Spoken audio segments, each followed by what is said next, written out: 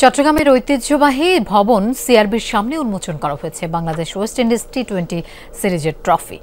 British শাসনামলে 1897 সালে নির্মিত রেলওয়ের এই প্রশাসনিক ভবনটি। এই বিল্ডিংকে ফটোশুটের ভেন্যু হিসেবে বেছে নেওয়ার কারণ দেশের ঐতিহ্যকে বিশ্বের কাছে তুলে ধরা। Central railway building CRB Chattogram শহরের অন্যতম আইকনিক একটি ভবন। এই বিল্ডিংয়ের নামে পুরো এলাকাটাই পরিচিত পেয়েছে সিআরবি নামে। 1897 সালে নির্মিত এই ঐতিহাসিক ভবনটি চট্টগ্রামের প্রাচীনতম বিল্ডিংগুলোর একটি।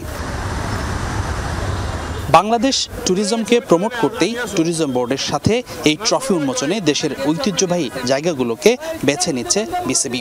তারই ধারাবাহিকতায় রোববার চট্টগ্রামে ওয়েস্ট ইন্ডিজের বিপক্ষে বাংলাদেশের টি-20 সিরিজের ট্রফি উন্মোচন করা হয় বাংলাদেশ রেলওয়ের পূর্বাঞ্চলীয় জোনের মহাব্যবস্থাপকের কার্যালয় হিসেবে ব্যবহৃত এই ভবনের সামনে। দুপুর 12টায় অনুষ্ঠিত হয় এই ফটোশুট।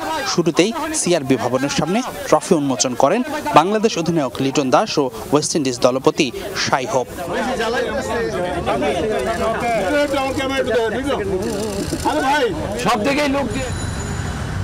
সিআরবি ভবনের সামনে আছে একটা 100 বছরের পুরনো কয়লা চালিত রেল ইঞ্জিন।